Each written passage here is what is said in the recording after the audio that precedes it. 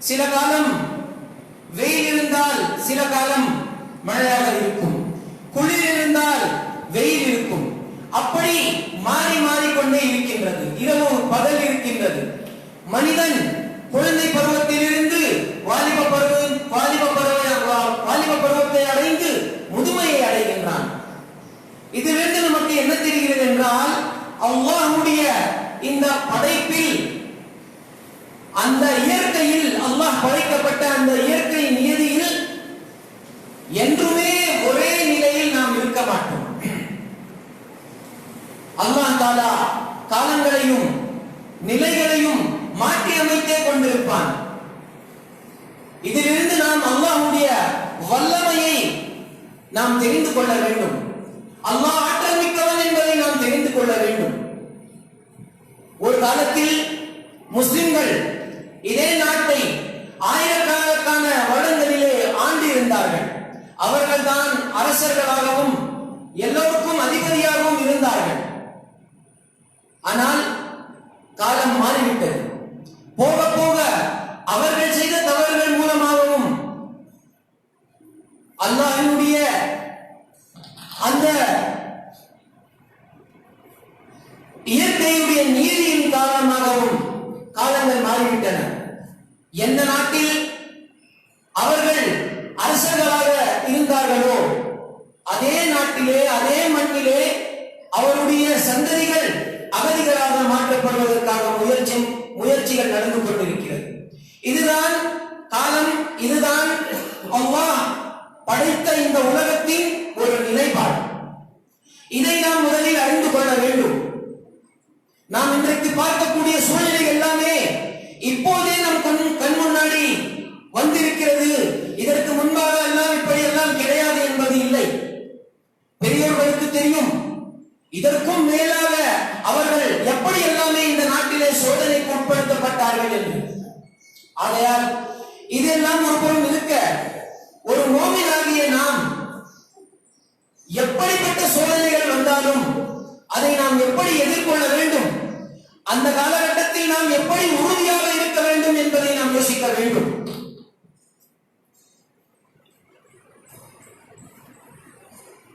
மன வலிமை, மன உறுதி நாம் பெற வேண்டும் என்றால் முதலில் நாம் முஸ்லிமாக மாற வேண்டும்.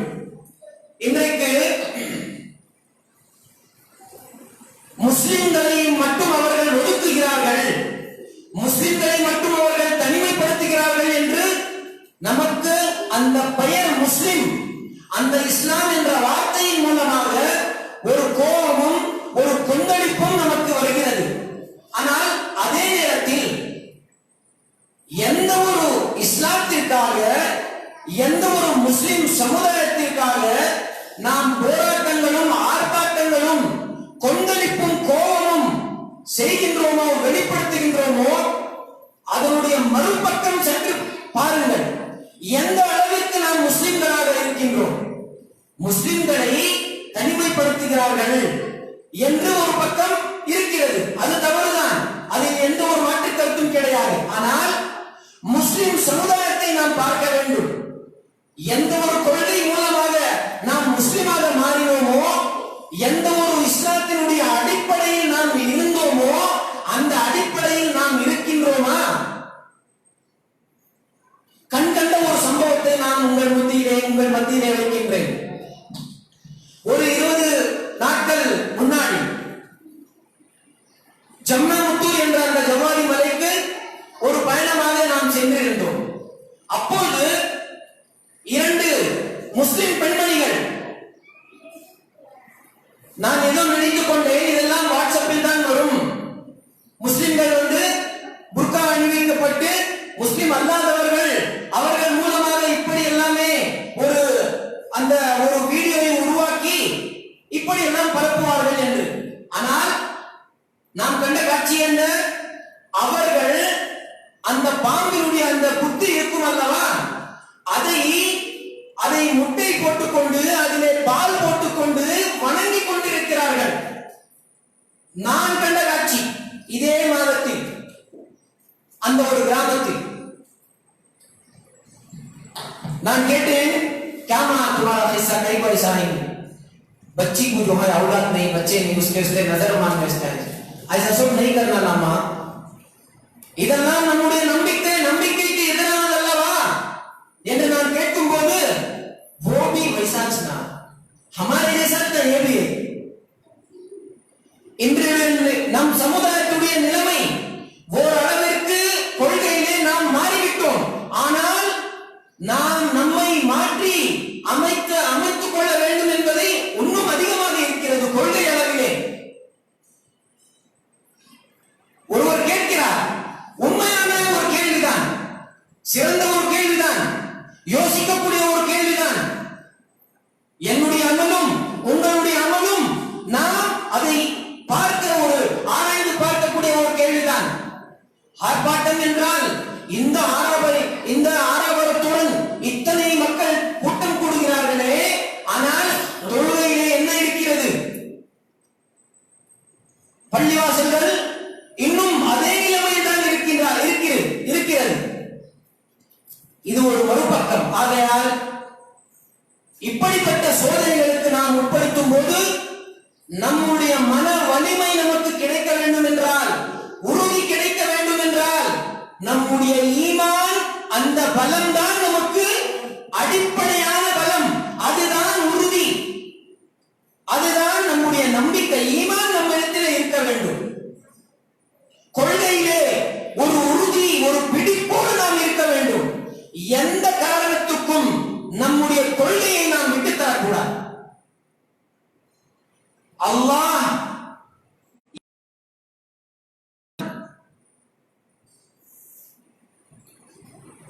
قل لن يصيبنا الا ما كتب الله لنا. அல்லாஹ் எதையெல்லாம் எங்களுக்கு எழுதி இருக்கின்றானோ அது மட்டும் தான் நமக்கு நிகழும். அதை தவிர யார் எது நடந்தாலும் சரி நமக்கு ஒன்றுமாகாது. அந்த ஒரு கொள்கை உறுதிதான் நமக்கு மன வலிமையை தரும். உடல் உறுதியை விட மன வலிமை மிக அதிக தேவை. அந்த ஹதீஸை நாம் நினைவு கொள்ள வேண்டும்.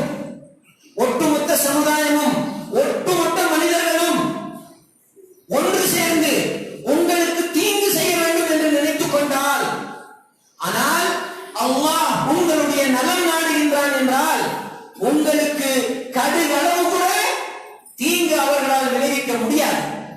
அதே நேரத்தில் உலகம் முழுக்கும் உங்களுடைய பாதுகாப்பிற்காக வந்துவிட்டால், ஆனால் அல்லாஹ் உங்களை அழிக்க நினைத்து விட்டால், இந்த ஒட்டுமொத்த உலகத்தையும் கொண்டு உங்களை நீங்கள் பாதுகாத்துக் கொள்ள முடியாது. இந்த ஒரு கொள்கை அடிப்படை நம் மத்தியில் தேவை. கொள்கையிலே நாம் உறுதியாக இருக்க வேண்டும். எந்த ஒரு காரணத்திலும் அல்லாஹ்வை விட்டு எவர் ஒருவரையும் நாம் சார்ந்து இருக்கக்கூடாது. அல்லாஹ் ஒருவனையே நாம் சார்ந்து இருக்க வேண்டும். கொள்கையிலே நாம் உறுதியாக இருக்க வேண்டும். அடுத்தபடியாக அல்லதீன ஆமனு வ அமிலுஸ் ஸாலிஹாத், நற்காரியங்களை நாம் செய்ய வேண்டும். நம்முடைய நற்செயல்களை நாம் செய்ய வேண்டும். நம் மீது கடமையாக்கப்பட்டுள்ள அந்த அமல்களை நாம் ஒருபோதும் அதிலே பொறுப்போக்காகவும் ஏனோதானமாகவும் நாம் கண்டிப்பாக இருக்கக்கூடாது. அல்லாஹ் தஆலா குர்ஆனிலே அத்தியாயம் நிசாவிலே 68, 66 இந்த வசனங்களிலே அல்லாஹ் தஆலா குறிப்பிடுகின்றான், وَلَوْ أَنَّهُمْ فَعَلُوا مَا يُوعَظُونَ بِهِ لَكَانَ خَيْرًا لَهُمْ. என்ன செய்யலாம் எல்லாமே ஒரே அங்கங்கே ஆலோசனைகள், அங்கங்கே கூட்டம். என்ன செய்யலாம், அது இல்லை நம்மிடத்தில், அது இது இல்லை என்றெல்லாம் நாம் ஆலோசனை செய்கின்றோம். என்ன செய்ய வேண்டும்? குர்ஆன் நமக்கு வழிகாட்டுது. என்ன என்று? وَلَوْ أَنَّهُمْ فَعَلُوا مَا يُوعَظُونَ بِهِ, அவர்களுக்கு நாம் என்னவெல்லாம் உபதேசம் செய்தோமோ அதை அவர்கள் கடைபிடித்தால் போதும். خَيْرًا لَهُمْ, அது அவர்களுக்கு சிறந்தது. وَأَشَدُّ تَثْبِيتًا, அவருடைய மன உறுதிக்கு இது மிகவும் உகந்ததாக இருக்கிறது என்று அல்லாஹ் தஆலா குறிப்பிடுகின்றான். மேலும் இப்படி நீங்கள் இருந்தால் உங்களுக்கு மன உறுதியும் கிடைக்கும். அதே நேரத்திலே இந்த நிலைப்பாடுதான் நிலைப்பாடு. மேலும் இது போக உலக வாழ்க்கையிலே இரண்டு விஷயங்களை போக அல்லாஹ் தஆலா மேற்கொண்டு உங்களுக்கு அந்த மறுமையிலும் உங்களுக்கு நற்கூலி அல்லாஹ் தஆலா அருள்வான். அல்லாஹ் தஆலா உங்களுக்கு கொடுப்பான். வைதா லஅதைனாஹும் மின் லதுன்னா அஜ்ரன் அஸீமா வலஹதைனாஹும் ஸிராத்தன் முஸ்தகீமா. என்ன செய்வது என்று அறியாமல் வழி கெட்டு நாம் குழப்பத்தில் இருக்கும் போது லஹதைனாஹும் ஸிராத்தன் முஸ்தகீமா, உங்களுக்கு நேரான வழியை நாம் தருவோம். எப்போது? வலவன்னஹும் ஃபஅலு மா யுஅதுன பி, என்னவெல்லாம் உங்களுக்கு உபதேசம் கிடைக்கிறதோ அதையெல்லாம் நீங்கள் செய்யுங்கள். அப்போது உங்களுக்கு தானாகவே நேரான வழி பிறக்கும். லஹதைனாஹும் ஸிராத்தன் முஸ்தகீமா. அதே போன்று தொழுகை இருக்கிறது. அல்லாஹ் தஆலா என்னையும் உங்களையும் இந்த தொழுகையுடைய நிலைநாட்டுவதற்காக அந்த ஒரு அருள் வாக்கியத்தை அல்லாஹ் தஆலா நமக்கு கொடுக்க வேண்டும். தொழுகை விஷயம் ஒரு சாதாரண விஷயம் அல்ல. இன்னைக்கு ஒட்டுமொத்த முஸ்லிம் சமுதாயம், இந்தியர்கள் அளவிலே நாம் பார்க்கும்போது இந்தியாவிற்கு எல்லா வகையான சமுதாயத்தினருக்கும் ஒரு கேடு விளைவித்து விட்டார்கள். அது ஒரு புறம் இருக்கட்டும். ஆனால் குறிப்பாக சமீப காலமாக நடந்து கொண்டிருக்கின்ற விஷயங்களிலே குறிப்பாக முஸ்லிம் சமுதாயம் மிகவும் பதறி கிடக்கிறது. வெறும் என்ன சொல்வார்கள், அது கொலை நடந்து விட்டார்கள் என்று கூறுவார்கள். அந்த அளவிற்கு ஒரு நடுக்கம் இந்த சமுதாயத்திலே நமக்கு தெரிகிறது. அல்லாஹ் தஆலா இதை பற்றி குர்ஆனிலே கூறும்போது அல்லாஹ் தஆலா கூறுகின்றான், இன்னல் இன்சான ஹுலிக ஹலூஆ, மனிதனை நாம் எப்படி படைத்திருக்கின்றோம், அவன் ஒரு நிலையில் இருக்க மாட்டான், மாறிக்கொண்டே இருப்பான். பயப்படக்கூடிய சுபாவம் கொண்டவனாக நாம் மனிதனை படைத்திருக்கின்றோம். இதா மஸ்ஸஹு ஷர்ரு ஜஸூஆ, அவனுக்கு ஏதேனும் ஒரு கெடுதல் தொட்டுவிட்டால் அவன் நடுங்கி விடுகின்றான், பதறி விடுகின்றான். வைதா மஸ்ஸஹுல் கைரு மனுஆ, அவனுக்கு ஒரு நல்லதை நெருங்கிவிட்டால், நல்லதை அவனுக்கு கிடைத்து விட்டால் அதை மற்றவர்களுக்கு அடைய செய்யாமல் தடுப்பவனாக மாறிவிடுகின்றான். இஸ்லாத்தை விட ஒரு சிறந்தது ஒரு சிறப்பு நமக்கு ஏதாவது கிடைத்திருக்கிறதா? இஸ்லாம் நம்முடைய கொள்கை நமக்கு கிடைத்தது மிகவும் ஒரு சிறந்த பொக்கிஷம். வைதா மஸ்ஸஹுல் கைரு மனுஆ, இந்த கைர், இந்த இஸ்லாம் நமக்கு கிடைத்தது. ஆனால் அந்த ஒரு கஜானாவின் மேல் அமர்ந்த பாம்பை போன்று இந்த இஸ்லாத்தை நாம் மற்றவர்களுக்கு எத்தி வைக்காமலேயே இந்த ஒரு நிலைப்பாட்டுக்கு நாம் தள்ளிவிடப்பட்டோம். வைதா மஸ்ஸஹுல் கைரு மனுஆ, நமக்கு ஒரு நல்லது கிடைத்திருக்கிறதே, நாம் இந்த கொள்கை உறுதியோடு இருக்கின்றோமே, எத்தனை பலன்களை நாம் இந்த கொள்கை மூலமாக இந்த உலகத்திலும் நாம் அடைகின்றோம், இதெல்லாம் என்னுடைய சகோதரருக்கு கிடைக்க கூடாதா என்று எப்போது நாம் எண்ணி இருக்கின்றோமா? அதை நாம் மற்றவர்களுக்கு சொல்லி இருப்போமா?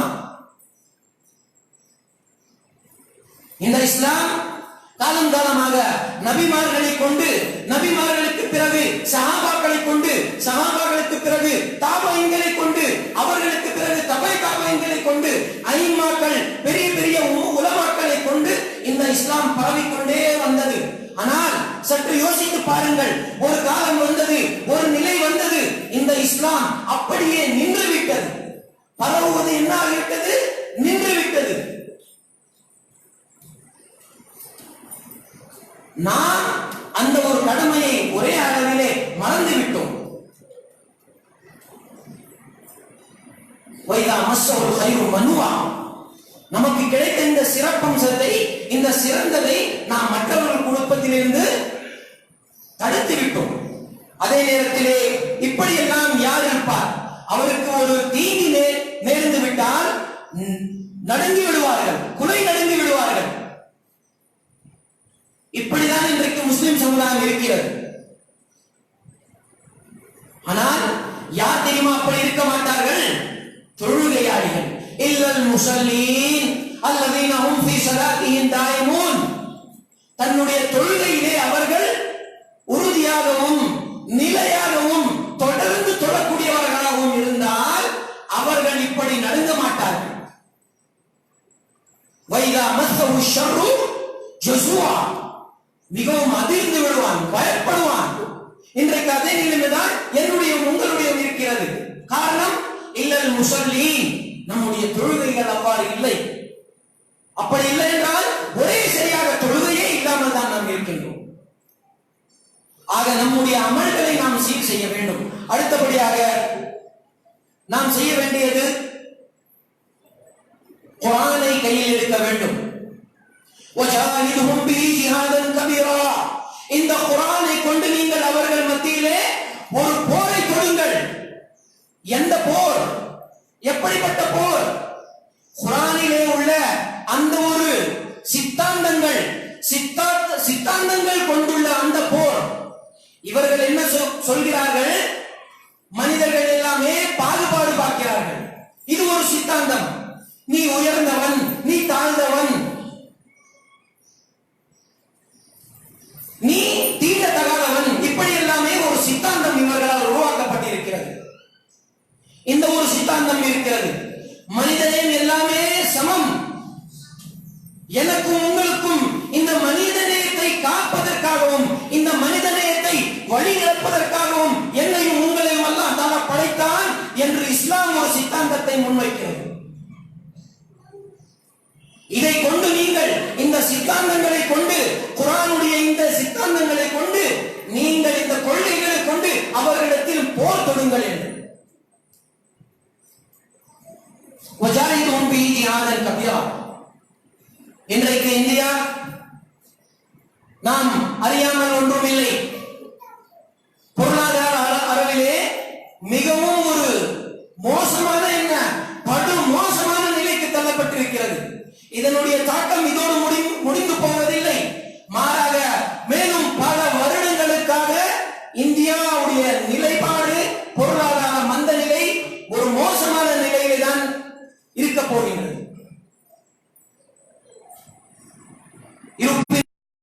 அல்லாஹ்வுடைய கையில் எல்லாம் இருக்கிறது. ஆனால் இந்த பொருளாதாரம் விஷயமாக குர்ஆன் எத்தனையோ விஷயங்களை கூறுகின்றது. இது எல்லாமே நாம் மறைத்து விட்டோம், மக்களிலிருந்து நாம் மறைத்து விட்டோம். ஒவ்வொரு விஷயத்திலும் சரி குர்ஆன் இந்த பொருளாதாரத்தை பற்றி எத்தனையோ விஷயங்களை, நல்ல விஷயங்களை எல்லாம் கூறுகின்றது. நாமே குர்ஆனை எடுத்து படிக்கவில்லை. நாம் எப்போது படித்து நாம் மற்றவர்களுக்கு எப்போது சொல்வது? ஆக நம்முடைய மனநிலை உறுதியாக இருக்க வேண்டும் என்றால் நாம் குர்ஆனை கையில் எடுக்க வேண்டும், குர்ஆனை படிக்க வேண்டும். அல்லாஹ் தஆலா ஒரு இடத்திலே கூறுகின்றார், வகுல்லன் நகுஸ்ஸு அலைக மின் அன்பாஇ ருசுல் மா நுஸப்பிது பிஹி ஃபுஆதக். இந்த தூதர்களுடைய வரலாறை நாம் உங்களுக்கு ஏனித்து வைக்கின்றோம். அல்லாஹ்வுடைய தூதராகிய முஹம்மது நபி ஸல்லல்லாஹு அலைஹி வஸல்லம் அவர்களை பார்த்து அல்லாஹ் தஆலா கூறுகின்றான், நபியே, இந்த உங்கள் முன் சென்ற இந்த தூதர்கள் பற்றி நாம் உங்களுக்கு ஏன் கூறுகின்றோம்? வகுல்லன் நகுஸ்ஸு அலைக மின் அன்பாஇ ருசுல் மா நுஸப்பிது பிஹி ஃபுஆதக். உங்களுடைய மன உறுதி நிலை நிறுத்துவதற்காக, உங்களை நாம் உறுதியாக நிலைத்துவதற்காக நாம் உங்களை இந்த நபிமார்களுடைய வரலாறுகளை நாம் உங்களுக்கு சொல்கின்றோம். இன்னைக்கு என்னென்ன நடந்து கொண்டிருக்கிறதோ அது எல்லாமே நபிமார்களுடைய வரலாறு நாம் படித்தால் தெரிந்து கொள்ளலாம். நீங்கள் எல்லாமே இந்த மாதம் ஃபுல்லா, இந்த மாதம் நிறைவாக நீங்கள் கேட்டிருப்பீர்கள். என்னென்னையோ பயான்களிலும் சரி, சொற்பொழிவுகளிலும் சரி நீங்கள் கேட்டிருப்பீர்கள். எடுத்துக்காட்டாக ஃபிரௌன் இருக்கிறது. அந்த ஃபிரௌனுடைய நிலைப்பாடு என்னவாக இருக்கிறதோ, என்னவாக இருந்ததோ, அதே ஏறக்குறைய அதே நிலைப்பாடு தான் இங்கும் உள்ளது. அங்கே ஒரு ஃபிரௌன், அங்கே ஒரு ஹாமான். அதே மாதிரி இந்த நாட்டுக்கும் ஒரு 2 பேர் இருக்காங்க. நபி ஸல்லல்லாஹு அலைஹி வஸல்லம் அவர்கள் கூறினார்கள், கியாமா நாளுடைய கடைசி காலகட்டத்திலே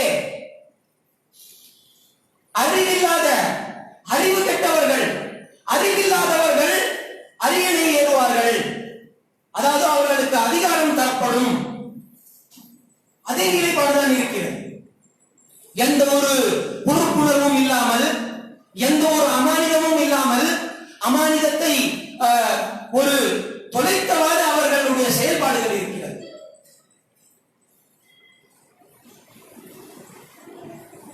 யகூனு பைன யதை ஸாஅத்தி கஸ்ஸாபூன்.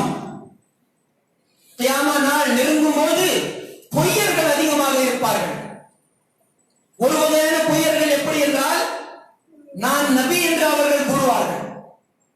ஆனால் அதே ஹதீஸை நாம் அதனுடைய அப்படியே ஒரு அர்த்தத்தை எடுத்தால், சாதாரண ஒரு அர்த்தத்தை நாம் புரிந்து கொண்டால் பொய் பேசக்கூடியவர்கள்.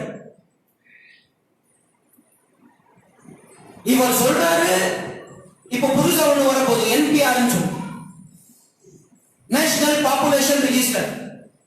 என்பிஆருக்கும் என்ஆர்சிக்கும் எந்த ஒரு தொடர்பும் இல்லை அப்படின்னு சொல்லி இவர் உலகிறார், போய் பேசுறார். ஆனால் அரசாங்கத்துடைய இணையதளத்தில் நாம போய் பார்க்கும்போது NPR is the first step towards the NRC. NPR இந்த நேஷனல் பாப்புலேஷன் ரெஜிஸ்டர் சொல்லக்கூடியது இது அந்த NRC-யை அமல்படுத்துவதற்காக ஒரு முதல் அடி என்று அதில் எழுதப்பட்டிருக்கிறது. இவர் சொல்றாரு, இந்தியாவில் எங்குமே அகதிகள் முகாம் இல்லைன்னு சொல்லி. மகாராஷ்டிரால மும்பை நெரூர்ல ஒரு இடத்தை ஒரு அகதிகளாக மாற்றுவதற்காக ஒதுக்கி இருக்காங்க. அதே நேரத்தில் ஆசாம்ல மாட்டியா என்ற ஒரு ஊர்ல இப்போ ஏற்கனவே நடந்துட்டு இருக்கு, அதுல இருக்காங்க. 1000க்கும் மேற்பட்ட அகதிகள் அங்கே அசாமிலிருந்து எடுக்கப்பட்ட அந்த அகதிகளாக அவர்கள் அங்கே இருந்தார்கள்.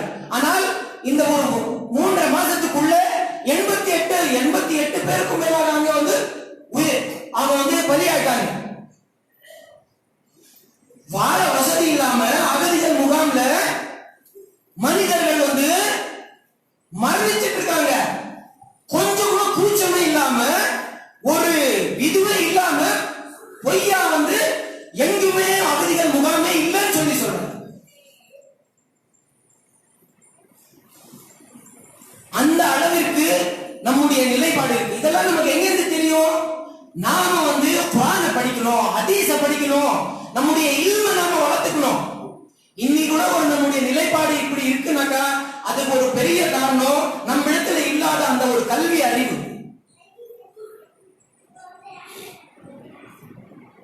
நாம அந்த குர்ஆனின் மூலமாக இவர்களுக்கு போர் தொடுக்க வேண்டும். குர்ஆனுடைய சித்தாந்தங்களை நாம் பரப்ப வேண்டும். மக்கள் மத்தியிலே பேச வேண்டும், சொல்லப்பட வேண்டும். இதே நிலைமைதான் நபிமார்களுடைய வரலாற்றிலும் நமக்கு கிடைக்கிறது. நான் சொல்றது உண்மைதான், எனக்கு எது உண்மைப்படுதோ அதான் நான் உங்களுக்கு சொல்றேன் அப்படின்னு சொல்லி ஃபிரௌன் சொல்றான். 40வது அத்தியாயத்திலே 29வது வசனத்திலே இருக்கு, நான் என்ன சொல்றேன்னு அதான் உண்மை அப்படின்னு சொல்லி சொல்றேன். அதே நிலைப்பாடு தான் இன்னைக்கும் இருக்கு. அப்ப நாம குர்ஆனை படிச்சு நபிமார்களுடைய வரலாறு படிச்சு நமக்கு நாம என்ன செஞ்சு கொள்ளணும்? நாம முதல்ல தெரிஞ்சுக்கணும், மற்றவங்களுக்கு எத்தி வைக்கணும். குர்ஆன் நம்ம அதிகம் படிக்கும்போது அந்த குர்ஆனுடைய ஒவ்வொரு வசனம் படிச்ச பிறகு நாம சமுதாயத்தை பார்த்தா, இப்ப இருக்கிற நிலைமையை பார்த்தா அதே மாதிரி இருக்கு, அச்சசல அப்படியே இருக்கு. இப்படி எல்லாம் ஆகும். ஒரு வசனத்தில் அல்லாஹ் தஆலா குறிப்பிடுகின்றார், இணை வைப்பவர்கள் மூலமாகவும் யூதர்கள் மூலமாகவும் உங்களுக்கு மிக பெரிய ஒரு அச்சுறுத்தல்கள் உருவாகும், உங்களுக்கு இன்னல்கள் அவர்கள் தருவார்கள் என்று. நீங்கள் சொல்லக்கூடிய வாங்கு இவர்களுக்கு ஒரு அப்படியே ஒரு அருவருப்பாக இருக்கும், அவர்களுக்கு குத்திக் கொண்டே இருக்கும். அதை அவர்கள் ஒரு கேலி கூத்தாக மாற்றி விடுவார்கள் என்று குர்ஆனிலே கூறப்பட்டிருக்கு. இன்னைக்கு அதே எல்லாமே தான் நடந்துட்டு இருக்கு. ஆகையால் நம்ம குர்ஆனை படிக்கணும். குர்ஆனை படிக்க படிக்க நாம அதுல நமக்கு நம்ம என்ன செய்யணும், அதுக்கு ஒரு தீர்வு நமக்கு அதுல இருக்கு, மன உறுதி நமக்கு கிடைக்கும். இதே மாதிரிதான் நபி ஸல்லல்லாஹு அலைஹி வஸல்லம் வந்து சஹாபாக்கள் சொல்வார்கள், நீங்க நபி தானா, நீங்க சத்தியமான நபி தானே, சத்தியத்த மார்க்கத்துல தானே நாம இருக்கோம், அப்போ நீங்க ஏன் எங்களை பிரார்த்தனை செய்யல? அப்போ நபி ஸல்லல்லாஹு அலைஹி வஸல்லம் என்ன சொல்லுவாங்க, உங்க முன் சென்றவர்கள் வந்து இதுக்கும் அதிகமா அவங்க வந்து என்ன செஞ்சாங்க, சோதனைக்கு உட்படுத்தப்பட்டார்கள். அப்பெல்லாம் அவங்க வந்து பொறுமையை கடைபிடிச்சாங்க, அதே மாதிரி நீங்களும் இருங்க அப்படின்னு சொல்லி அவரோட மன வலிமையை வந்து உருவாக்குவோம். அப்ப நாம என்ன செய்யணும், குர்ஆனை நம்ம கையில எடுக்கணும். குர்ஆனில் இருந்து நமக்கு வந்து அந்த படிப்பினைகள் நாம பெறணும்.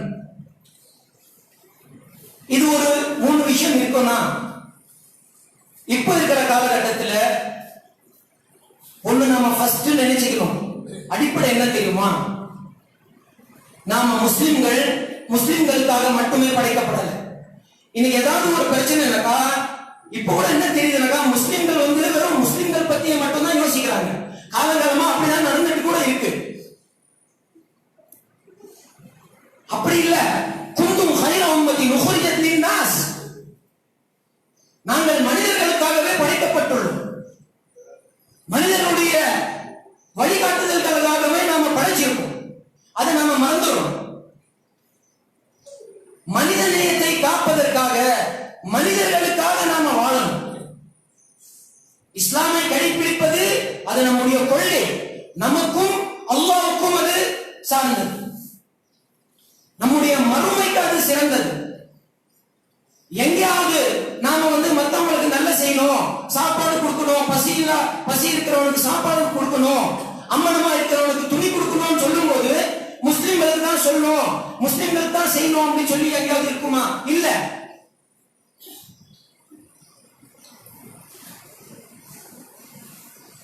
நாம எல்லா மனிதர்கள் பற்றியும் யோசிக்கணும்.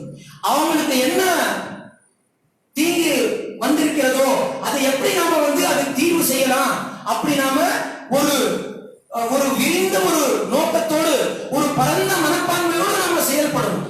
குறுகிய மனப்பான்மையோடு ஒரு மோமின் எப்பவுமே இருக்க மாட்டான். விசாலமானவாக அவன் மோமின் இருப்பான். ஹைருக்கும் மை யன்ஃபவுன் நாஸ், உங்களில் சிறந்தவர் யார்? முஸ்லிம்களுக்கு மட்டும் நல்லது செய்யறவங்க சிறந்தவரா? இல்ல.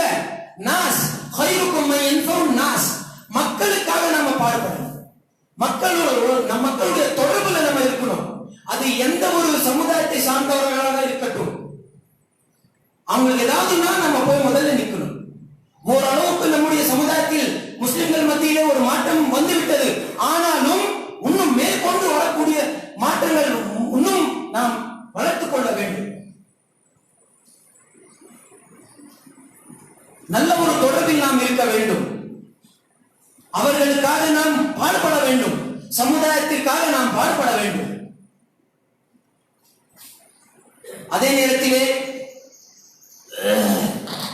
நாம் இப்படிப்பட்ட காலகட்டங்களிலே நம்முடைய பிரார்த்தனைகள் நமக்கு மிகவும் உறுதுணையாகவும் உதவுவதாகவும் இருக்கும். இன்றைக்கு நம்மிடத்திலே எந்த அளவிற்கு மற்ற விஷயங்களுக்கு நேரம் இருக்கிறதோ, ஆனால் பிரார்த்தனைகள் எத்தனை பேர் நாம் பிரார்த்தனை செய்வோம்? சும்மாவிலே ஒரு பிரார்த்தனைக்குண்டான ஒரு நேரம் இருக்கிறது. நீங்கள் எதை கேட்டாலும் அல்லாஹ் தஆலா உங்களுக்கு கொடுப்பான். எத்தனை பேருக்கு தெரியும்? எத்தனை பேர் இந்த ஜும்மாவை அதனுடைய எல்லா ஒழுக்கங்களையும் பேணிக்கொண்டு அந்த துஆவுடைய நேரத்தை தேடி அந்த நேரத்தில் நாம் சமுதாயத்திற்காகவும் நம்முடைய முஸ்லிம்களுக்காகவும் நாம் பிரார்த்தித்தவர்களாக இருக்கின்றோம். பிரார்த்தனை நாம் கை எடுக்க வேண்டும். அல்லாஹ்விடத்திலே நாம் கையேந்த வேண்டும். ஒவ்வொரு நாளும் அல்லாஹ் தஆலா இரவுடைய கடைசி நேரத்திலே அல்லாஹ் தஆலா இந்த உலக வானத்திற்கு வந்து யாருக்கு என்ன வேண்டும் என்று தன்னுடைய இரு கரங்களையும் அல்லாஹ் தஆலா விரிந்து கேட்கின்றான். ஆனால் நாமோ அப்படிப்பட்ட நேரங்கள் எல்லாமே நாம் அதை பொறுப்போக்காக இருந்து விடுகின்றோம். ஆகையால் நாம் பிரார்த்தனை செய்ய வேண்டும். பிரார்த்தனை நாம் செய்ய வேண்டும். அதே நேரத்திலே நம்முடைய குணங்கள் தான் நம்மை பாதுகாக்கும். நம்முடைய கேரக்டர், நற்குணங்கள், மற்றவர்களிடத்தில் நாம் எப்படி அவர்களிடத்திலே நாம் நடந்து கொள்கின்றோம், நம்முடைய சுபாவம், நம்முடைய குணம். ஒரு எடுத்துக்காட்டாக நான் ஒரு விஷயத்தை கூறி என்னுடைய இந்த உரையை நான் முடித்துக் கொள்வேன் இன்ஷா அல்லாஹ். அபூபக்கர் ரலியல்லாஹு அன்ஹு அவர்கள் இருந்தார்கள். அவர்களுக்கும் நீங்க உங்களுடைய கொள்கைக்காக நீங்க வெளியே போயிடுங்கன்னு சொல்லி என்ன சொன்னாங்க, மக்கத்து வாசிகள், குறைஷிகள், அந்த காபிர்கள் சொன்னாங்க. அப்போ அவரும் சரி இங்க இருந்தா நமக்கு ஆவாதுன்னு சொல்லி வெளியே கிளம்புகிறார். யாரு? அபூபக்கர் ரலியல்லாஹு அன்ஹு. போகும்போது வழியில ஒருத்தர் அவர் கிடைக்கிறார், இப்னு துகன்னா அப்படின்னு சொல்லி ஒருத்தர். அவரும் காபீர் தான். அவர் கிடைக்கிறாரு. என்ன அபூபக்கர், என்ன எல்லாமே எடுத்துட்டு எங்க போறீங்க அப்படின்னு சொல்லி ரொம்ப பதட்டமா கேட்கிறாரு. இல்ல, என்னுடைய சமுதாயம் என்ன துரத்துருச்சு, நான் இனிமேல் இங்க எனக்கு இருக்கிறதுக்கு இடம் இல்லையாமா அப்படின்னு சொல்லி. உன்னை போல் ஒருவன் எப்போதுமே வெளிப்படுத்த அவனை எப்பவுமே வெளிப்படுத்த கூடாது, அவன் வெளியே போவான்னு சொல்லி சொல்லக்கூடாது. நீ எப்படிப்பட்ட ஆளு? அப்போ ஒரு 6 விஷயத்தை அபூபக்கர் பத்தி ரலியல்லாஹு அன்ஹு அவர்களை பற்றிய இப்னு துகன்னா சொல்றார். நீ விதவைகளுக்காக நீ பாடுபடக்கூடியவர், நீ மிஸ்கீன்களுக்காக நீங்கள் பாடுபடக்கூடியவர்கள், பசி இல்லாதவர்களுக்காக நீங்கள் பாடுபடக்கூடியவர்கள், மற்றவங்களுடைய சுமையை நீங்கள் தூக்கிறவர்கள், இப்படி பல நற்குணங்களை அங்கே சொல்கிறார். நீ வா, நான் உனக்கு சப்போர்ட்டா இருக்கேன், யார் உனக்கு வெளியே போக சொல்றான்னு பாத்துக்கலாம், வா நான் உனக்கு அடைக்கலம் தரேன் அப்படின்னு சொல்லி ஒரு காலம் வரைக்கும் அவர் அடைக்கலம் தரார் இப்னு துகன்னா. நாம வெளியே துரத்தப்படும் போது நமக்கு நம்முடைய குணம்தான் அங்கே நமக்கு என்ன நமக்கு ஒரு தடையா நிற்கும், ஒரு அடைக்கலமா நமக்கு நிற்கும். அதே நேரத்தில் நம்மிடத்திலே இந்த அறிவு பலமும் ஆள் பலமும் உடல் வலிமையும் பண பலமும் நமக்கு தேவை. பணத்தை பற்றி அல்லாஹ் தஆலா குர்ஆனிலே பல விஷயங்களிலே கூறுகின்றான். அந்த பணம் பலம் நம்மிடத்திலே இருக்க வேண்டும். அதற்காகவும் நாம் வீண்வரையும் செய்யாமல் இந்த நாள் வரை நாம் எத்தனையோ ஏனோதானமாக இருந்து விட்டோம். வீண் விரயத்தையே நாம் நம்முடைய ஒரு பழக்கமாக கொண்டுள்ளவர்கள். அப்படியெல்லாம் நாம் இனிமேல் இருக்கக்கூடாது. அந்த வீண் விரயத்தை எல்லாமே தவிர்த்து விட்டு பண பலத்தை நாம் அதை ஏற்பாடு செய்ய வேண்டும். அதிலே நமக்கு நாம் தயார் செய்து கொள்ள வேண்டும். இப்படி பல விஷயங்கள் இருக்கின்றன. இதன் மூலமாக நாம் இந்த நாட்டில் மட்டுமல்ல, நாம் கொண்டு வந்துள்ள அந்த நோக்கத்தை நாம் பூர்த்தி செய்யலாம். நாம் மனிதர்களுக்காக வந்தவர்கள், மனித நேயத்திற்காக நாம் வந்தவர்கள், அவர்களுக்கு நேரான சத்திய பாதையை நாம் வழிகாட்டுவதற்காக நாம் வந்தவர்கள். அதை நாம் செய்ய வேண்டும் என்றால் நம்முடைய நிலைப்பாடு முதலில் உறுதியாக இருக்க வேண்டும். கடைசியாக நாம் ஒரே ஒரு விஷயத்தை, ஒரு வசனத்தை நான் கூறுகின்றேன். இன்னல்லாஹ லா யுகையிரு மா பிகௌமின் ஹத்தா யுகையிரு மா பி அன்ஃபுஸிஹிம். எந்த ஒரு சமுதாயத்தையும், எந்த ஒரு குலத்தையும், கோத்திரத்தையும் அல்லாஹ் தஆலா அவர்களுடைய நிலையை அல்லாஹ் தஆலா மாற்றி அமைக்க மாட்டான்.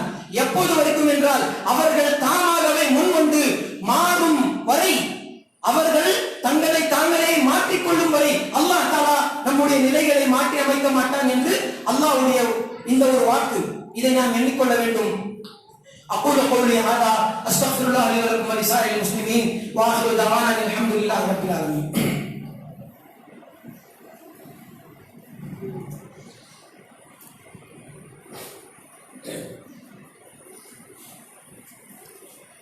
إن الحمد لله نحمده ونستعينه ونعوذ بالله من شرور أنفسنا ومن سيئات أعمالنا.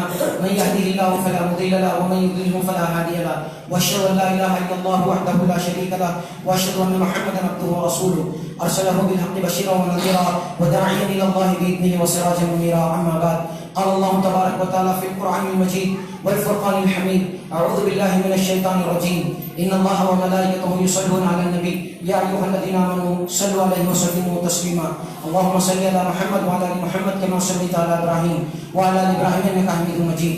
اللهم بارك على محمد وعلى آل محمد كما باركت على إبراهيم وعلى آل إبراهيم إنك حميد مجيد. اللهم انصر من نصر دين محمد صلى الله عليه وسلم واجعلنا معهم، واخذل من خذل دين محمد صلى الله عليه وسلم ولا تجعلنا معهم. عباد الله رحمني ورحمكم الله، إن الله يأمر بالعدل والإحسان وإيتاء ذي القربى وينهى عن الفحشاء والمنكر والبغي يعظكم لعلكم تذكرون اذكروا الله يذكركم وادعوه يستجب لكم ولذكر الله أكبر والله يعلم ما تصنعون